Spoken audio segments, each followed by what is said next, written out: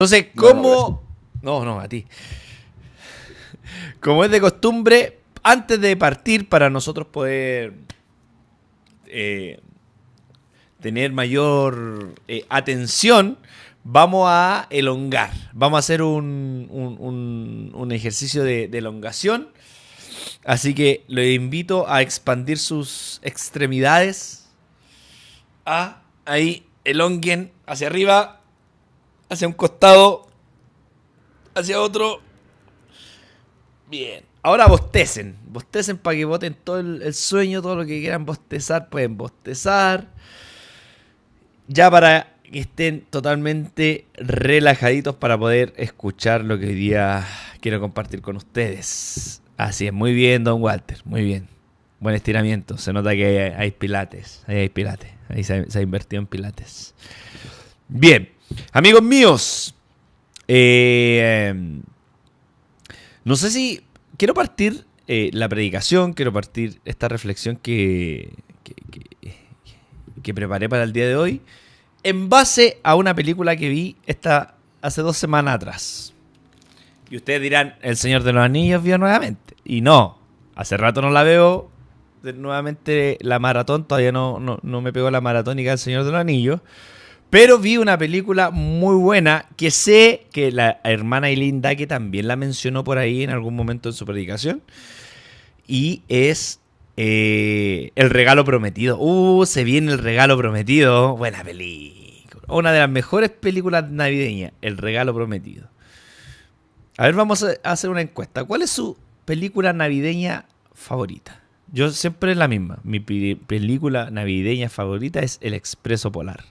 Esa es mi favorita. Número 1. Mi Pobre Angelito, dicen algunos. El Grinch. ¿Qué otra? Rápido y Furioso. Pero ¿cómo va a ser Rápido y Furioso en época navideña? Rápido y Furioso versión Navidad. Reto en Tokio. Reto en Alaska. Bien. Santa Cláusula. ¿Cuál es Santa Cláusula? Camino a Belén de Milo Mannheim. Mira, la Belu siempre tirando cinearte. Ya, sí, ella. Una cinéfila. Bien, El Origen de los Guardianes. Realmente Rambo. Primera Sangre. A Todo Gas. El Grinch. Uy, mira, el Grinch va ganando. Toy Story, Titanic, versión Navidad. El Señor de los Anillos, versión Navidad. Ya, no se les puede. Ahí no se puede. Todos se lo toman para la chacota, chiquillos. Bueno, mi película favorita navideña es El Expreso Polar. Pueden ver. Ya, pero esa no era la pregunta. No es el tema. No voy a hablar de eso. Si solamente estoy disperso. Voy a hablar de una película, pero brevemente, muy brevemente, que vi hace muy poco, que es la nueva de Guillermo del Toro, que es Frankenstein. Si ustedes no la vieron, lo siento, pero la película ha estado ya como 3 semanas ahí y no me pueden decir, no me hagan spoiler, porque si no la vieron, lo siento, amigos míos, pero aquí se va a hacer spoiler. Si usted no la vio, por favor, véala a tiempo, interiorícese, no espere 3 semanas, porque acá se hace spoiler. Bueno, la película Frankenstein está basada en el libro de Frankenstein. Solamente quiero ver, no voy a hablar de toda la historia, solamente quiero hablar acerca de una parte, algunas escenas de lo que fue o cómo interpretó Guillermo del Toro la novela. Y hay una parte de Frankenstein donde la criatura, ¿verdad? La criatura de este científico loco llamado Víctor Frankenstein, esta criatura escapa, ¿verdad? Después de un accidente, un incendio, escapa hacia las colinas, hacia un campo, ¿verdad? Y en este campo se encuentra con un hogar. Recordemos que la criatura en aspecto era realmente despreciable. Era bueno, igual el actor de Frankenstein es terrible fachero. Ese actor Jacob no sé cuánto, le ponís lo que sea y el loco se va a ver hermoso igual. Así que... Pero se supone, está más o menos, dice por ahí, hermana Cote Palma, por favor, no pequemos, no peque con su mente. Pero, claro, esta criatura es despreciable, porque estéticamente no es bonita, es fea. Está confeccionada, creada, ¿verdad? Elaborada por partes de muertos. Eran personas que habían muerto en la guerra. ¿Y qué hizo este científico loco? Tomó ciertas partes para crear a su hijo, ¿verdad? Esta criatura. Entonces, esta criatura de aspecto era muy, muy fea. Ahora, Guillermo del Toro en esta última película lo hace un poquito más estético, pero si ustedes han visto otras películas antiguas o la iconografía de Frankenstein, es realmente un monstruo. Es alguien que no nadie se podría acercar. A primera vista, con lo grande y monstruoso que era, te refleja o te inspira miedo, te inspira temor, no te inspira confianza. La criatura hacia el mundo inspiraba solamente desprecio, ¿verdad? Y aquí es donde entra un poco el juicio de valor del ser humano, que simplemente desprecia por lo visual, por lo que entra, ¿verdad?, a la primera. El mundo no tomó tiempo para conocer las intenciones de esta criatura, no tomaba tiempo para saber qué pensaba esta criatura. Cada persona que se acercaba a la criatura no se detenía a conocer su historia, por ejemplo, de dónde venía, cuáles eran sus intenciones, hacia dónde iba. No conocía nada acerca de esta criatura. Simplemente era despreciada por la sociedad. Totalmente despreciada, desechada, sin valor, solamente porque su aspecto era no cumplía los estándares, ¿verdad?, de la belleza y la nobleza de la época. Bueno, perdón. ¿Qué pasa con la criatura? Llega a un bosque y en la casa encuentra una casa, una casita, una casita hogareña, ¿verdad?, bien de campo, con una chimenea, con animalitos. Y esta criatura le llama la atención esta casa y entra a la casa. Y empieza a habitar en la casa escondida para que nadie se dé cuenta que está ahí. Y se da cuenta que hay un hombre que es ciego, un viejito ciego. Y este viejito ciego, a primera vista parece que es un hombre noble. Trata muy bien a su nieta. Es un hombre, ¿verdad?, calmo, sereno. Y ya para no dar más detalle, la historia cuenta que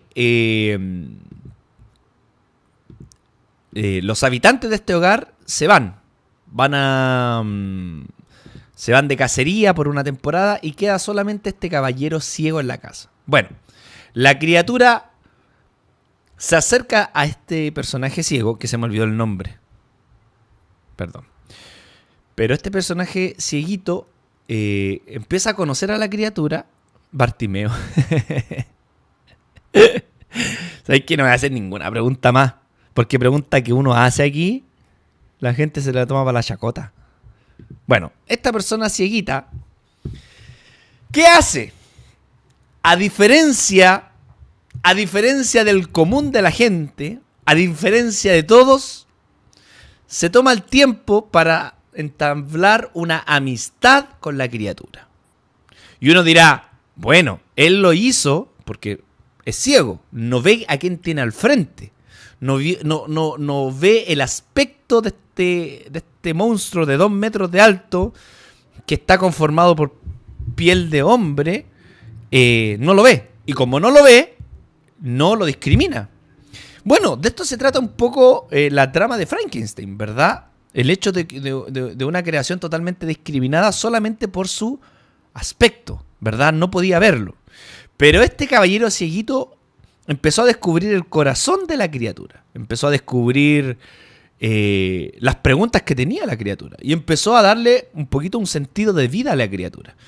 Leía libros. De hecho, hay una parte de la escena que le enseñó a leer, ¿verdad?, la Biblia y muchos grandes cuentos e historias y novelas de la época. Entonces, la criatura por primera vez en su vida, se siente aceptada, se siente en paz, se siente tranquila con una persona que no se aleja, que no lo discrimina y no se va. Y esta es una gran enseñanza. Bueno, hasta ahí nomás dejo la película para sigan viéndola. Pero esta es una de las grandes enseñanzas que me dejó la película. cómo en la sociedad y nosotros actuamos frente o sacamos conclusiones rápidamente frente a la estética de alguien, cómo se ve a alguien, cómo se viste a alguien, cómo percibimos a primeras, ¿verdad?, a la otra persona. Me acuerdo que hubo un tiempo en las iglesias que a los hermanos o los amigos metaleros se les discriminó mucho. En los 80, en los 90 eran muy discriminados porque el metalero entraba a las comunidades de fe con su pelo largo, su polera de AC/DC, sus tatuajes. Y hoy día eso, bueno, ya no se ve tanto, pero hubo una época que se veía mucho, que la iglesia no dejaba entrar a las personas por cómo se vestían. ¿Siguen habiendo iglesias así? Siguen habiéndolas. Yo creo que no son la mayoría, pero siguen habiendo iglesias que discriminan a las personas por su aspecto. Bueno, nosotros a lo mejor hemos avanzado y uno dice así, bueno, nosotros la iglesia, la casa, somos una iglesia totalmente diferente. Nosotros aceptamos a todo el mundo, que venga con aro, con así un forado en la oreja, ¿verdad? Que venga tatuado entero. No discriminamos porque lo que realmente importa es el corazón. Entonces, nosotros como iglesia y como comunidad pareciera que somos innovadores, rupturistas, ¿verdad? Estamos en la vanguardia. Y si nos comparamos con otras iglesias conservadoras y tradicionales, nosotros ya dejamos de lado esa discusión. Para nosotros importa el corazón. Pero hay situaciones y hay cosas que siguen estando en nosotros como comunidad y siguen estando en nosotros como seres humanos muy marcadas. El prejuicio. A lo mejor ya no existe un prejuicio estético en nuestra iglesia o en nosotros, pero sí existe un prejuicio sobre el pasado de alguien, a qué se dedica una persona, su trabajo, su oficio, su historia familiar, dónde vive, su tono de piel. Yo me siento totalmente discriminado por eso. Yo les conté una vez que, no sé si yo le he contado, pero una vez yo era chiquitito, tenía como 12, 13 años y fui al líder de mi casa en Puente Alto y habían unos mecheros robando al lado mío, una familia de mecheros. Estaban robando al lado mío. Yo sabía que estaban robando, pero yo no era parte de ellos, pero estaban robando. Y llegan los guardias del supermercado y lo reducen a todo. Se tiran encima y vienen dos guardias y me toman a mí, me querían pegar a mí. Y yo les decía, pero no, si yo no vengo con ellos. No vengo con ellos. Y mi mamá atrás, mi hijo, gritando.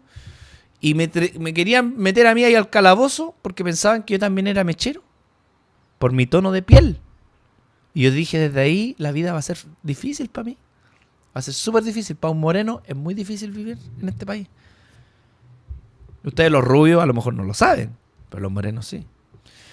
Color mechero. Entonces, uno ha pasado por eso. Entonces las iglesias, o nosotros en general, tenemos diferentes tipos de prejuicios por las personas. ¿A qué se dedican, por ejemplo? Me acuerdo en la época, no quiero meterme en ningún tema político ni nada, pero yo me acuerdo que en la época del estallido social se discriminó mucho, por ejemplo, un tiempo a quienes ejercían la labor de carabinero, ¿verdad? El carabinero, el traidor, ¿verdad? El Paco, el traidor de la patria. Entonces también hubo una discriminación media sistematizada a toda aquella persona que trabajara, ¿verdad?, en carabinero o los militares, por ejemplo. Ya había una discriminación, un prejuicio per se, ¿verdad? De por sí, por defecto. Entonces, claro, uno cuando empieza a hilar fino, uno dice, bueno, a lo mejor yo no juzgo a la gente por su apariencia, pero sí existe un prejuicio acerca de lo que se dedican. ¿Qué dice Santiago? José parecía... Oye, ¿verdad? Cuando yo me corto el pelo, los 2 primeros días de recién el pelo cortado, realmente soy un carabinero. Soy un servidor de esta patria. Pero si ustedes me siguen, hay muchas personas que pasa eso. ¿Qué pasa? Por lo que se dedican.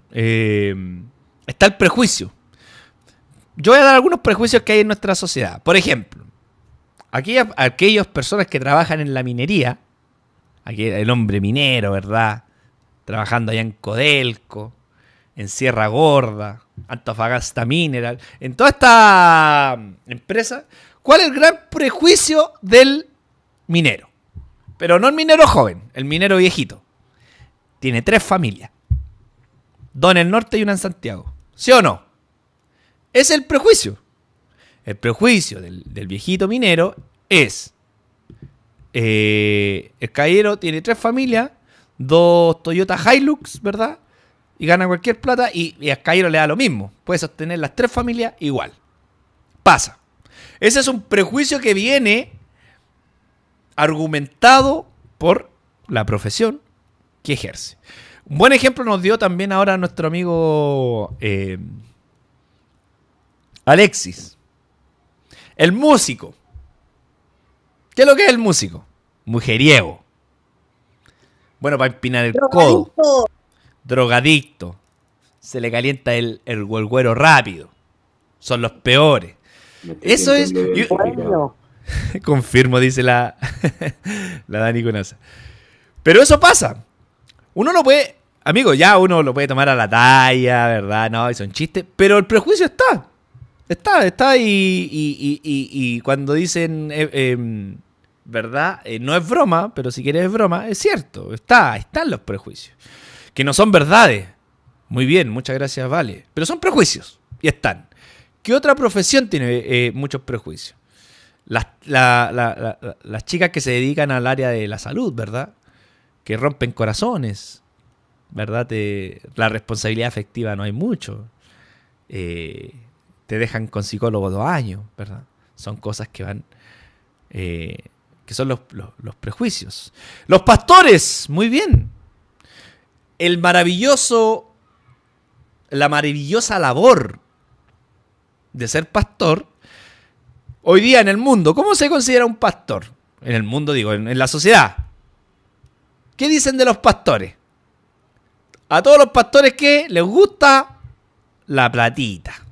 A todos los pastores les gusta la platita. Viven del diezmo, lucran con la fe, manipulan a la gente. ¿Verdad? Entonces, hay prejuicios por ambos lados. Por ambos lados. La sociedad está llena de historias. Y estas historias, amigos, son injustificadas. Porque nadie sabe de dónde salió esto, ¿verdad? O puede ser que hay una tendencia. Pero les doy una noticia. La tendencia no significa que todas las personas realmente son así. ¿Verdad? Puede existir un promedio. Lo hay. Puede existir una tendencia hacia, lo hay. Pero eso no significa que haya alguien dentro de las filas de ese grupo que haga las cosas diferentes. Que intente hacer las cosas diferentes. Que intente ser la excepción a la regla. ¿Verdad? Y yo quiero ser muy honesta con ustedes. Yo me he encontrado dentro del grupo de las personas que juzgan muy rápido. Simplemente porque le digo, a ver, ¿a qué se dedica? ¿Dónde vive? ¿Cuánto gana? Ah, y ya le empiezo a sacar la foto. ¿O no? Ya le empiezo a sacar la foto. Si alguien me dice, vive en Vitacura, ya. No ha pasado mucha hambre en su vida. Vive en Vitacura, tiene 2 autos. Tiene 2 autos y es empresario. Ah, yo digo, si es empresario, este es medio corrupto, evade impuestos, es negrero, ¿verdad? Explotador. Les dice a la gente, ¿a qué se van a la casa a encerrarse? Es un tipo como todo empresario. Entonces, ¿qué hago yo con eso? Con esas tres información, yo ya le saco el historial a la persona. Y digo, este es así. Bueno, hay una historia en la Biblia que tiene mucho que ver con esto. Y cuando yo la volví a leer, me di cuenta y dije, esta historia acá está por algo. Tiene un motivo y una razón de ser, de estar. Esta historia parece que la estoy leyendo con otros ojos, con mis ojos canutos, de prejuicio. Y hay una historia en la Biblia que habla, le dan el clavo a esto que yo le estoy tratando de decir desde el inicio. Quiero que todos vayan a su Biblia y abran o enciendan su Biblia en el libro de Lucas. El Evangelio de Lucas, capítulo 19. Lucas capítulo 19.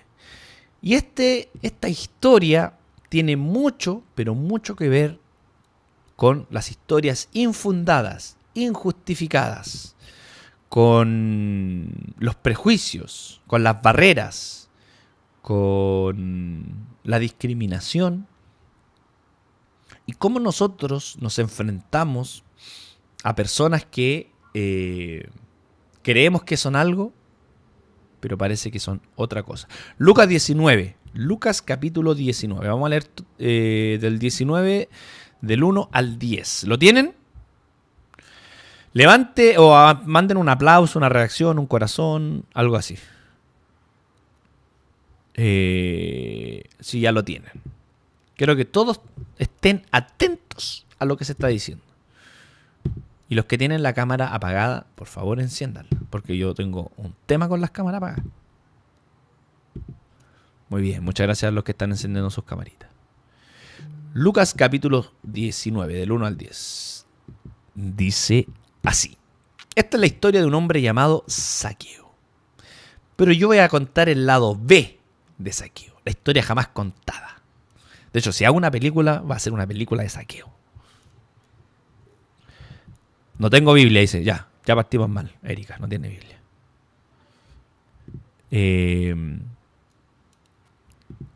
Bueno, si alguien puede copiar y pegar el texto ahí en el chat, estaría hermoso.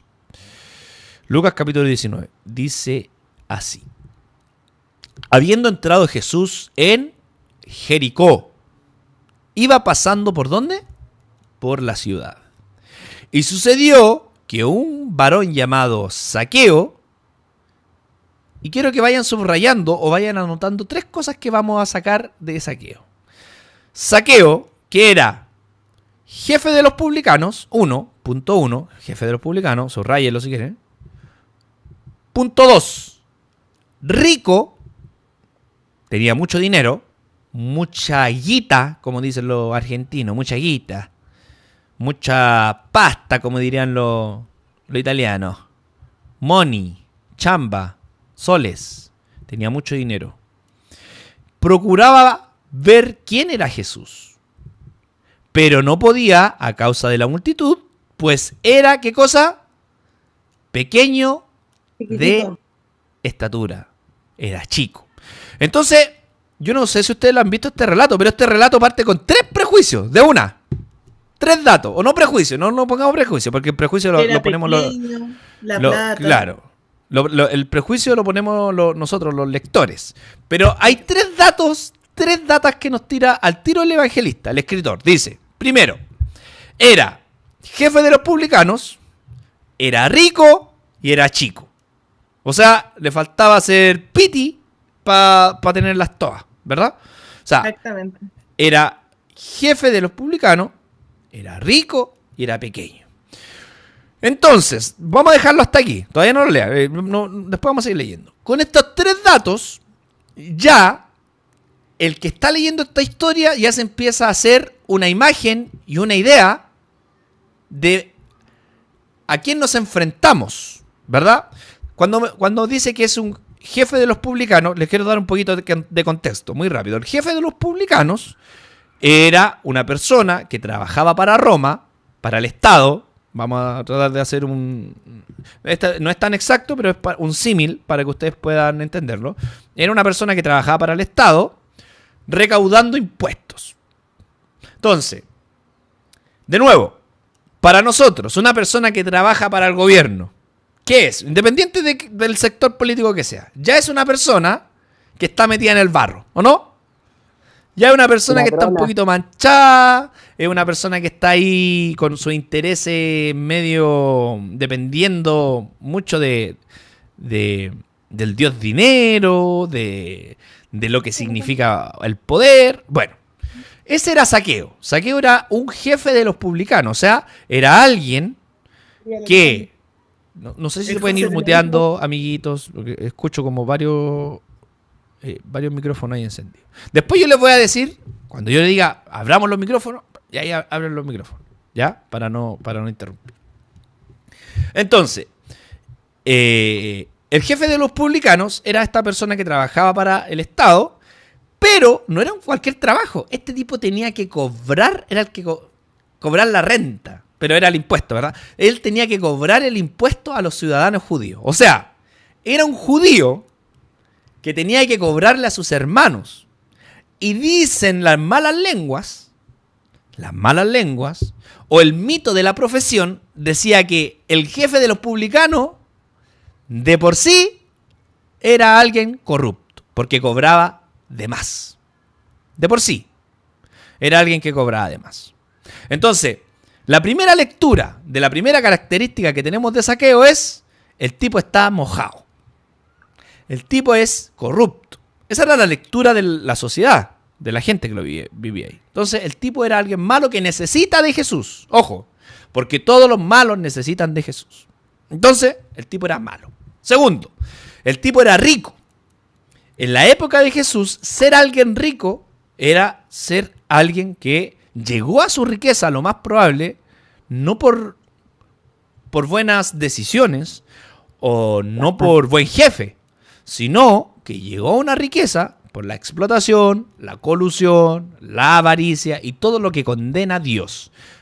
De hecho, si ustedes leen el Antiguo Testamento, los profetas a quienes más le dan duro con la palabra de Dios es a los ricos. Ustedes los ricos que se enriquecen a costa de los pobres. Entonces, esta segunda característica del amigo Zaqueo también no le favorecía. Era rico y lo más probable es que su riqueza estaba fundada por la corrupción, la colusión y todo lo que significa estar en contra de Dios. ¿Van conmigo? ¿Se entiende? ¿Van conmigo? ¿Vamos bien hasta ahí? Tercero, era pequeño. Entonces, ya el relato bíblico nos hace enfrentarnos a un personaje que está totalmente estigmatizado por lo que se dedica e incluso su estatura. O sea, más estigmatizado Zaqueo no puede estar. Así parte la historia. ¿Continuamos? ¿Va conmigo o no?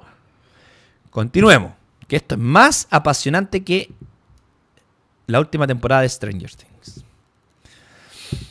Dice así. Quedamos en el versículo 4. Vamos a poner 4. Entonces, este Zaqueo, corriendo delante, subió a un árbol sicómoro para verle. O sea, era pequeñito. Se subió al árbol para ver porque había de pasar por allí.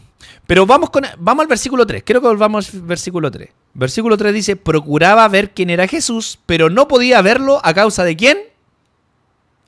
La multitud. ¿Quiénes eran los que impedían que Zaqueo viera a Jesús? ¿Era su estatura? No. No. O sea, el evangelista lo primero nos dice no podía ver porque era pequeño. No podía ver a causa de ¿quién? De la multitud. O sea, si algo o alguien no permitía que Zaqueo se acercara a Jesús, no era quién era él. El impedimento de que Zaqueo no pudiera acercarse a Jesús no era su condición física. ¿Era quién? La multitud. Oh, interesante, ¿eh? Porque a buena y a primera, uno, ¿qué diría? No, Zaqueo no podía ver a Jesús porque era chico. No, el evangelista no nos dice... a ver, en el relato bíblico, acá nos dice primero que Zaqueo era chico y no podía ver a Jesús. No podía ver a Jesús por la multitud y después dice porque era pequeño, ¿verdad? Después dice, sí, porque era pequeño. Pero la primera causa de por qué una persona no puede ver a Jesús es no por quien es inicialmente, sino por quienes son los que rodean a Jesús. ¿Lo habían leído así en algún momento? A veces nosotros creemos que las personas o nosotros mismos no nos acercamos a Jesús por quienes somos. Yo soy malo, yo soy pecador, no tengo nada valioso y por eso no me puedo acercar a Jesús. Pero el relato nos está diciendo que no se... Hay un micrófono encendido, no sé si me ayudan ahí los chicos de ADN. Yo no me puedo acercar a Jesús, o Zaqueo no se podía acercar a Jesús por la multitud. Qué interesante es saber que hay muchas personas que no se pueden acercar a la iglesia, a la fe, no por quienes son, incluso ni siquiera por cómo son, sino por nosotros que creemos estar más cerca de Jesús y les impedimos a otros tener una cercanía con Él. La multitud no dejaba a esta persona acercarse al Maestro. Ahí parece que tenemos que analizar un poco nuestras lecturas de quién es digno y quién no es digno. ¿Verdad? No, él no está tan cerca a la fe porque trabaja en esto, porque vive así y porque como es, no puede llegar. No. Pareciera que somos nosotros, los que rodeamos a Jesús, los que impiden a otros acercarse a Él. Sigamos, continuemos. Que esto es más apasionante que Pasión de Gavilanes. ¿Quién es ese hombre? Dice así, versículo 4, vamos al 4. Y corriendo delante de él subió a un árbol, sicómoro, para verle. El árbol sicómoro es como el tipo de árbol, ¿verdad? No sé si se dice tipo de árbol, pero bueno, el árbol en sí. Para verle, porque había de pasar por allí. Cuando Jesús llegó a aquel lugar, mirando hacia arriba, o sea, Jesús, saltándose toda la multitud, miró hacia arriba, le vio y le dijo, Zaqueo, bájate, apúrate. Hay una canción que era así, ¿se acuerdan? Era Zaqueo, un hombre chiquito así, subió a un árbol para mirar a Cristo que pasaba por ahí. ¿No se la saben? Y cuando Cristo miró hacia arriba y vio al hombrecito así, le dijo, Zaqueo, bájate, apúrate, que voy a tu casa contigo. No fueron a la escuela dominical. Pero a mí me daba risa porque yo tenía un compañero, que yo cuando era chiquitito tenía porque esa parte dice, Zaqueo, bájate y apúrate. Pero tenía un amigo que decía, bájate, apúrate. Era muy tierno. Era muy tierno. Creo que está en la Penny en este momento, ese amigo mío. No sé dónde estará. El Víctor. Pero,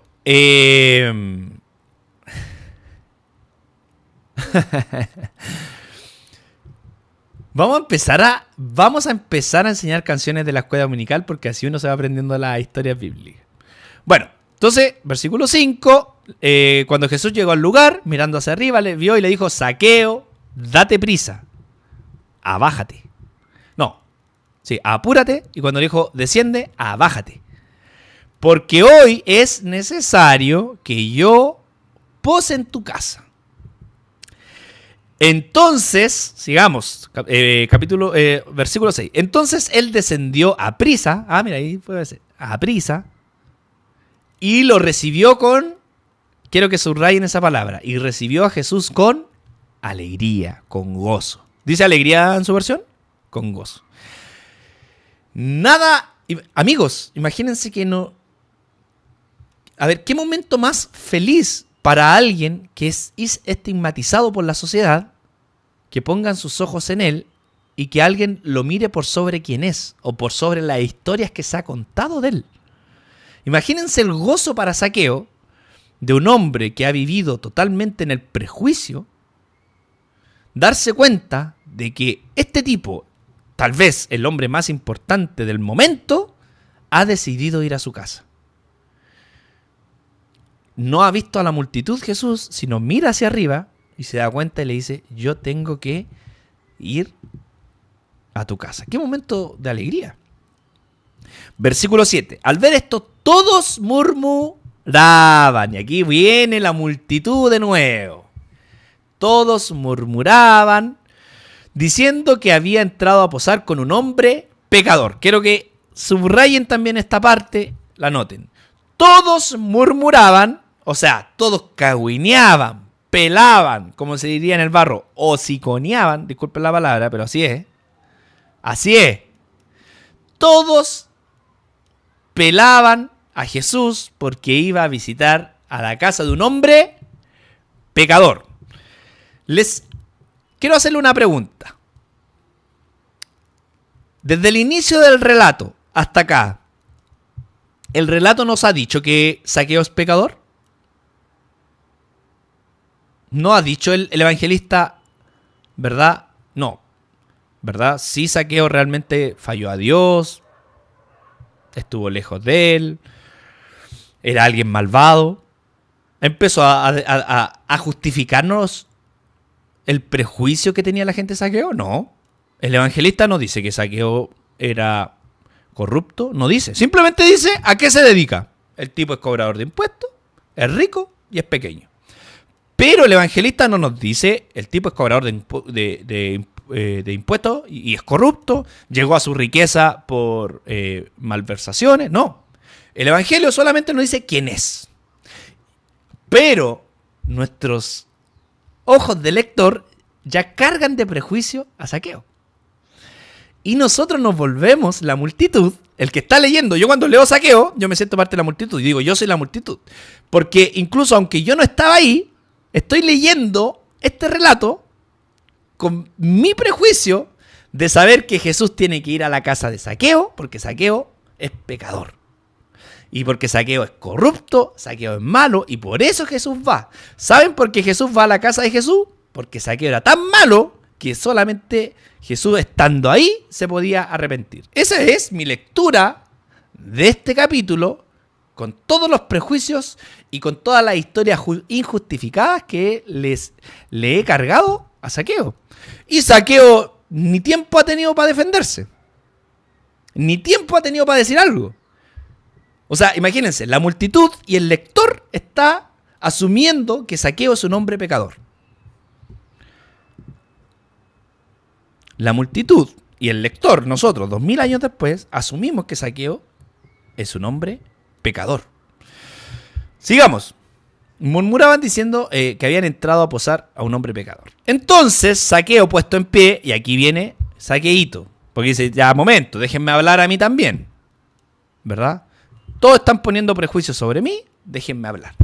Zaqueo dice, entonces puesto en pie dijo al Señor, he aquí, Señor, la mitad de mis bienes doy a los pobres, y si en algo he defraudado a alguno, se lo devuelvo cuadruplicado. O sea, si yo le fallé a alguien, se lo devuelvo 4 veces. De nuevo, creo que, porque aquí está la clave de este texto, en este versículo, versículo 8. Entonces Zaqueo, puesto en pie, dijo al Señor, he aquí, Señor, la mitad de mis bienes, subrayen esa palabra doy o entrego. ¿Hay alguna versión, quiero hacer una pregunta, de las que ustedes estén leyendo, que esta acción, este verbo lo proponga en un estado futuro? Daré. ¿Hay alguna versión de ustedes que diga a los pobres daré mis bienes? Levante la mano. Levante la mano quien tenga esa traducción. La Stephanie, Francisca, Guillermina. ¿Qué versión es? Pueden decirme, pueden desmutearse. ¿Qué versión de la Biblia es? Nueva traducción viviente. La NBI, Nueva Traducción Viviente. Stephanie. La traducción en lenguaje actual. La TLA, de Traducción del Lenguaje Actual. Esas Biblias se llaman traducción de equivalencia dinámica. ¿Qué se hace? No, el traductor no traduce directamente la palabra, sino como que interpreta el texto y lo traduce. O sea, se pega unas voladas más o menos. Pero está bien. Para uso del contexto, no sé si funciona, pero para la historia puede estar bien.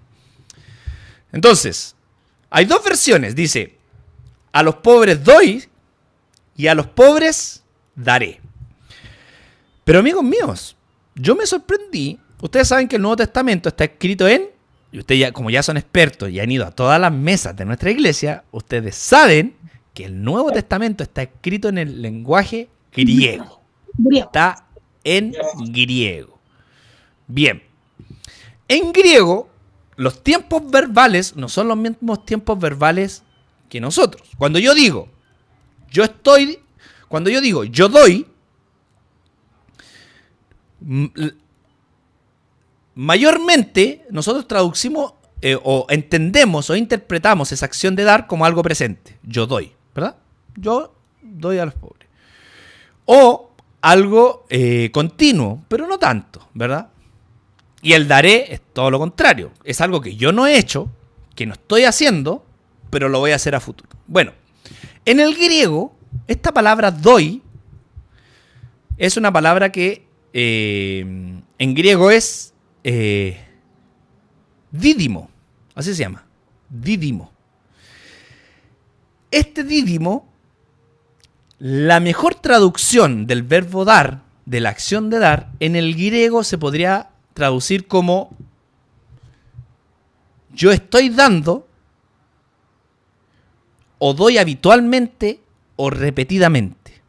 Es un verbo con voz activa. ¿Qué quiere decir con esto? Que es el que realiza la acción, es el sujeto. Es el sujeto quien realiza la acción y la realiza habitualmente. No como algo nuevo, sino como algo que ya requiere, ya es algo repetitivo en la persona. Ya es algo que hace continuamente. No nos perdamos acá.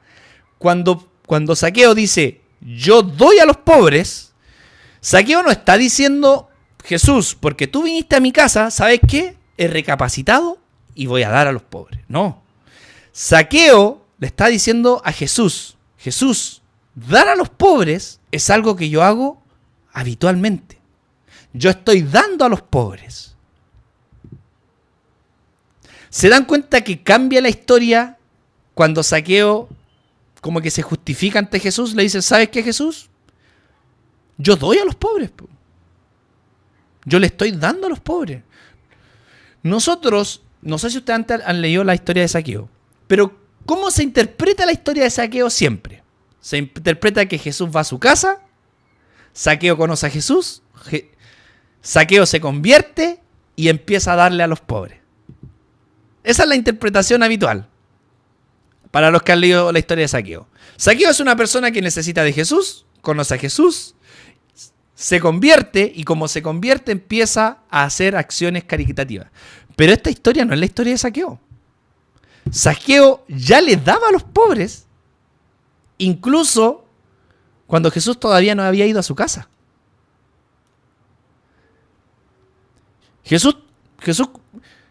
Primera vez que Jesús va a su casa, a la casa de Zaqueo, y Zaqueo le dice, Jesús, toda esta historia que la gente piensa de mí es infundada.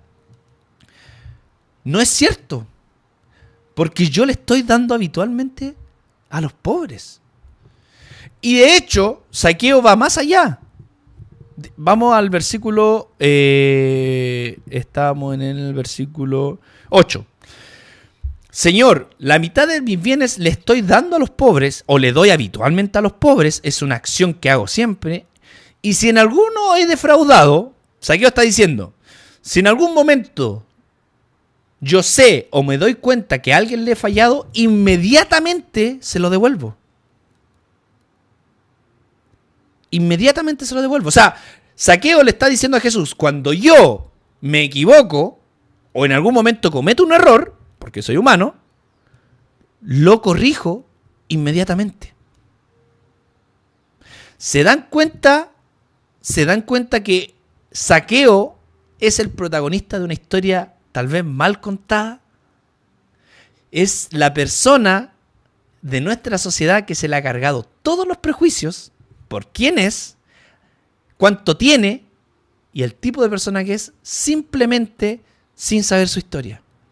A mí me encanta porque Jesús, cuando va a la casa de Zaqueo, no lo recrimina. No hay ningún momento que Jesús recrimine a Zaqueo. Porque pareciera que esta historia no se trata de una historia de conversión o de arrepentimiento, sino que esta es una historia para que el que lee la historia se dé cuenta que muchas veces nosotros cargamos de falsedades, de justificaciones, ¿verdad? De prejuicios a alguien que está haciendo el bien y es desechado por quién es, a qué se dedica o quién creemos nosotros que es la persona. Esta es la historia de Zaqueo, po. Zaqueo, adivinen qué significa Zaqueo. El nombre Zaqueo. Ustedes saben que en la antigüedad todos los nombres tenían un significado. Por ejemplo, Jesús significa salvación. ¿Cuál era el significado del nombre Zaqueo? Y todos nos vamos a sorprender. Porque el nombre Zaqueo viene del hebreo Zakai, que significa alguien justo. Alguien justo. Y me encanta, puro o inocente. Y me encanta que este nombre coincida mucho con la historia. De alguien justo que el mundo desechó porque atribuimos a él historias injustificadas. Porque el prejuicio de la sociedad hizo que todos pensáramos que Zaqueo era malo. Nuestro prejuicio hace pensar, y nuestro prejuicio bíblico siempre nos hace hecho saber que Zaqueo necesitaba rotundamente de Jesús para darle a los pobres. Pero Zaqueo le dice: Jesús, siempre lo he hecho. Y cuando me equivoco, trato de remediarlo. Avancemos. Veamos qué dice Jesús. Versículo 9. Jesús le dijo: hoy ha venido la salvación a esta casa, por cuanto él también es hijo de Abraham. O sea, Jesús le está diciendo... ¿Sabe lo que está diciendo Jesús cuando dice, por tanto él igual es hijo de Abraham? Para los que no saben, los judíos, todos los judíos decían que venían de Abraham, ¿verdad? Del padre Abraham. Hay otra canción de Padre Abraham, tuvo muchos hijos. Ya, pero no la voy a cantar porque ya canté la de Zaqueo. Pero Abraham, dice la historia, que es el padre de toda la nación judía. Entonces, ¿qué está diciéndole Jesús a la multitud? A aquellos que no dejan pasar a Zaqueo. Él es uno de ustedes. ¿Por qué lo discriminan? ¿Por qué lo separan del grupo? Si él, realmente este tipo es hijo de Abraham. Porque el Hijo del Hombre no vino a buscar o a porque el Hijo del Hombre vino a buscar y a salvar lo que se había perdido. Muchas veces nosotros creemos que la acción de Jesús, y con esto quiero terminar, pero quiero que me tomen mucha atención. Muchas veces nosotros creemos que la acción de Jesús de salvar es salvar a alguien que está totalmente perdido, se encuentra con Jesús y cambia su vida. Que es cierto. De hecho, hay muchas historias bíblicas que tratan de eso, ¿verdad? La persona que estaba perdida, sin Dios, sin Jesús, se encuentra con Jesús y es salva. Pero hay otro tipo de salvación también, o otra forma de salvar de Jesús. Que Jesús salva a aquellas personas no que estaban lejos de Dios, sino que salva a aquellas personas que la sociedad ha dicho, esta persona está lejos de Dios. No necesariamente porque esa persona esté lejos o esa persona no haga la voluntad de Dios, sino que Jesús salva a quienes todos nosotros nos hemos puesto de acuerdo y hemos dicho no, él necesita de Dios. Pero pareciera que Zaqueo no necesitaba realmente tanto de Dios.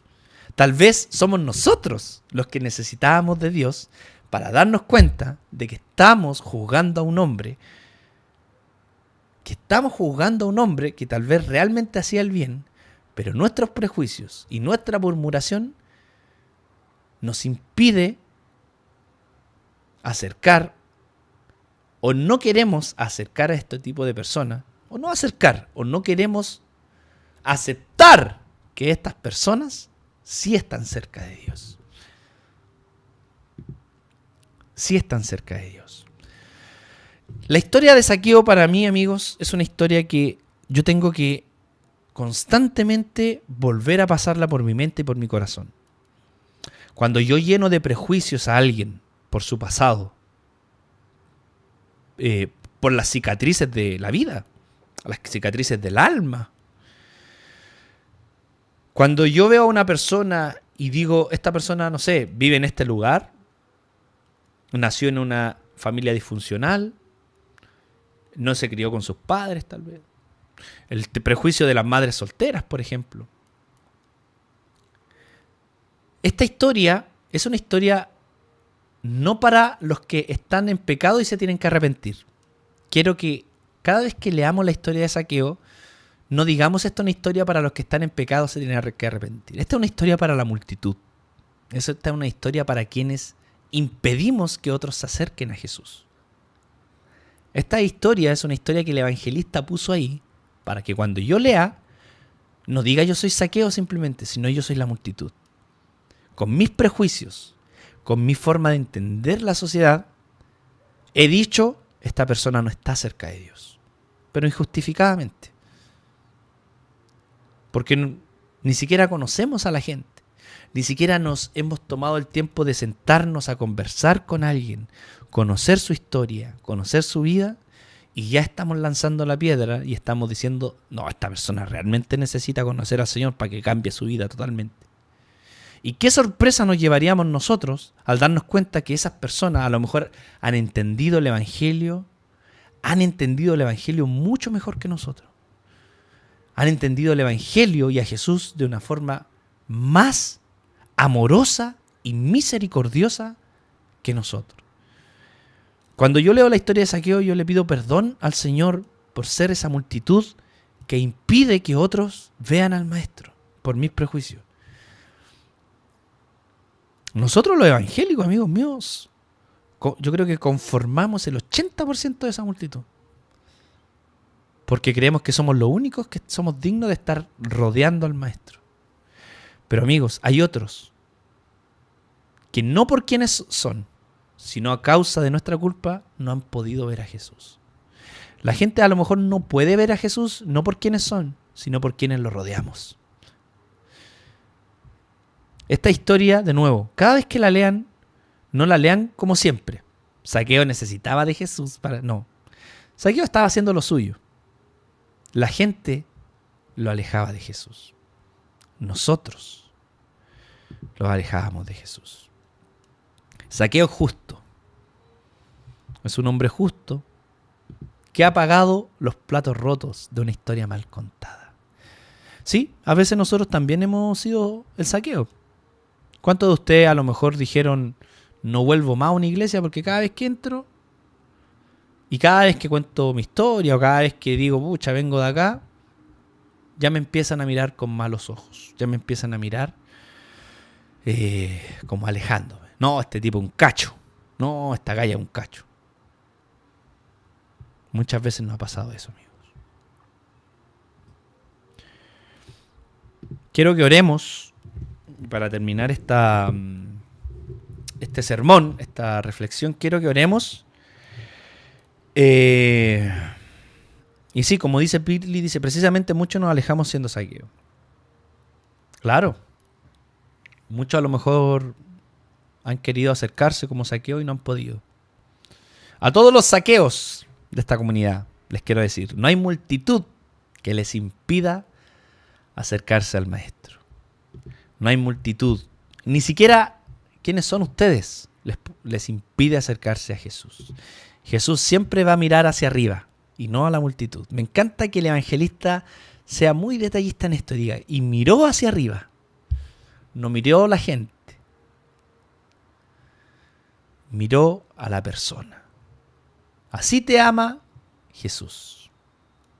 Así eres amado por un Dios bueno. Oremos. Oremos. Gracias, Señor, te doy por esta hermosa ya mediodía que tú nos regalas. Gracias, Señor, porque